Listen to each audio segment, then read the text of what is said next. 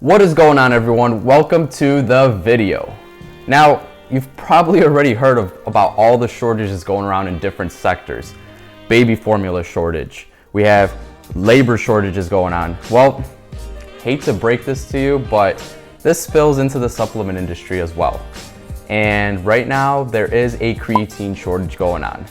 You say, what? How am I gonna keep my gains? Where am I gonna get creatine from? How am I gonna... Oh. So, I understand your frustration. Now, we're gonna talk about what impacts this creatine shortage, what you can do about it.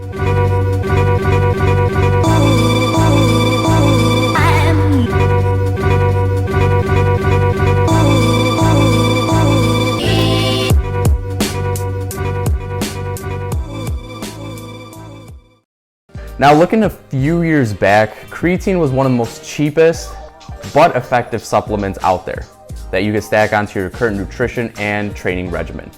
Now it moved its way up to the most expensive legal supplement you could pay for, but still effective. The past few months, creatine nearly doubled. You're able to walk into a fitness and health store and purchase about a 3-month supply for $30. Now it's about $70. So why is a sudden focus on creatine? Well, I call this the survival of the fittest.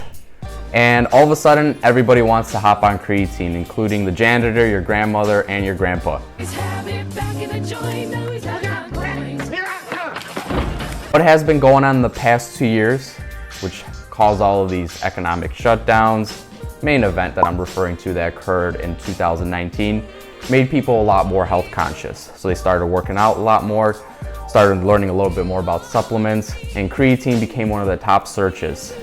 Searches for creatine on the internet increased about 4-fold, and sale prices have increased 44% from April 2019 to April of 2020. What's driving this shortage? It's definitely not all the creatine preachers out here at local gym, where that one guy's probably hoarding 75 tubs of creatine from your local vitamin shop, but it's a multifactorial issue.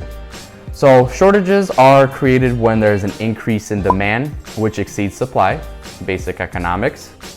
Sourcing is affected due to disruptions in the supply chain and transportation. There's some market disruption going on, economic slowdown, and labor shortages, including labor shortages overseas. Now, when demand of creatine by all of these natty people exceeds the supply, this creates shortages, and the company can no longer create enough product to meet that demand. This, of course, allows the company to increase prices because it becomes kind of like a hot commodity. The majority of creatine is actually imported into the United States, not surprising. With China, it comes from China. That's why. It comes from China. Being a huge supplier of creatine monohydrate. Another major supplier is Germany. Creatine is still available, but now the question comes down to, do I need it? Well, I'm gonna lay this right on the table, and if you don't have your nutrition and training regimen properly laid out, then you will not receive much benefit from creatine, because the foundation begins with proper nutrition and training. Supplements are that cherry on top. If you already have your meal plan set, you have a specific training regimen that you're following, you're making improvements and progressing over time, then I highly recommend adding creatine onto your regimen. The ultimate question is, in this case, is are you willing to pay for it? Now, I did release a separate video on creatine supplementation. I'm gonna link it to this description below. That way you can watch that video, see what the benefits of creatine supplementation are, how they might help your training regimen, and then you can make that decision whether you wanna pay the extra bucks for it. I'll just shop around on the internet, buy the cheap products, because creatine's creatine, right? Well, that doesn't really hold true. When it comes down to selecting a safe product with guaranteed quality, cheaper is not better. Well, that is why in this section, I want to take a couple of minutes to teach you how to look out for selecting great quality products. Now, we do have to start out with the big government, also known as the Food and Drug Administration, the FDA, that oversees a lot of processes for manufacturing of supplements, the food industry, our medications. Now, the FDA sets specific guidelines for manufacturing supplements. These fall under the Good Manufacturing Practices, also known as GMPs. These are minimum standards that have to be met during the manufacturing process, and this is to ensure to minimize contamination and mix-up of products. It applies to the packaging process as well and ensures appropriate labeling. So whatever is on that medication label or whatever's on that supplement label or the food label has to be in that actual product. Now, I want to note that this GMP is a minimum, and the manufacturer sets their standards on how to best implement these necessary controls to meet these standards and meet this criteria. So, number one, my recommendation is always look for the GMP label on the bottle, and this is how the GMP label looks. It should have that GMP label on the bottle or somewhere mentioned on the bottle or the manufacturer website that they are a GMP production facility and in their compliance with GMP. Second recommendation, companies can seek third-party testing to test batches of their products and certify their products. Now, this is completely voluntary by manufacturers, but this is something that I look for in all of my supplements. Now, third-party testing, meaning the manufacturer's paying extra. They're taking extra measures to send out their product to a third party. They test it for purity, for quality, for contaminants, heavy metals, and all of these other things. And they publish a report. And they typically give this report to the manufacturer where the manufacturer can publish that on their website, and it will be linked to every single batch of their product. That is what I consider a good product. Now, a few examples of these trusted third-party companies that I typically look for. Number one, Consumer Labs, also known as CL, the National Nutritional Foods Association, NNFA. We have the National Sanitation Foundation, the NSF, United States Pharmacopoeia, USP, and then there's a lot of other third-party companies that are up and coming that are pretty good. They might not be well known, but how do you detect if they're still a decent third-party company to test some of these products? So they have an easily accessible website to search up the product in the batch. If they're transparent. So I always look for transparency and ease of use, because if something's difficult to use and they're not transparent, then most often it might be hiding something.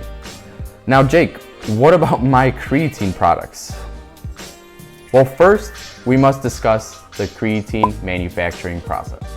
The purest form of creatine monohydrate involves adding acetic acid to sodium sarcosinate, heating this entire mixture to add cyanamide, and then they cool this entire process which performs crystallization. Then they separate, filtrate, and dry, giving us 99.9% pure creatine with no contaminants.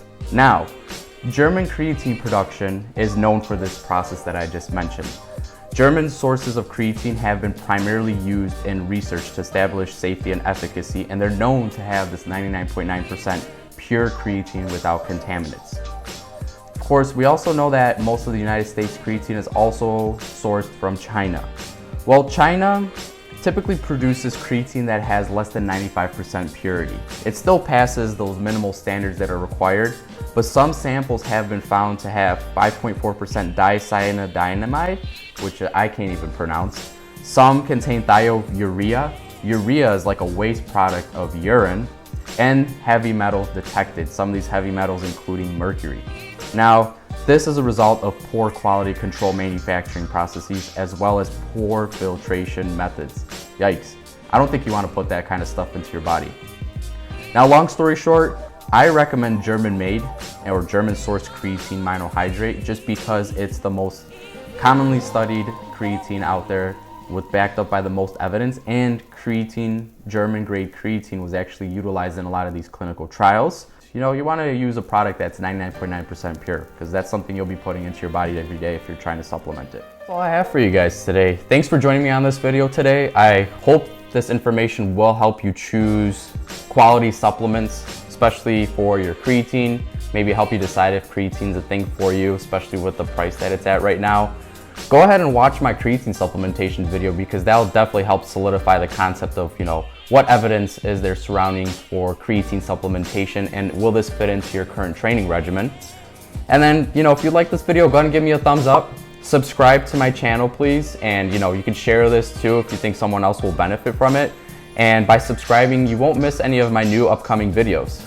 Thanks, guys.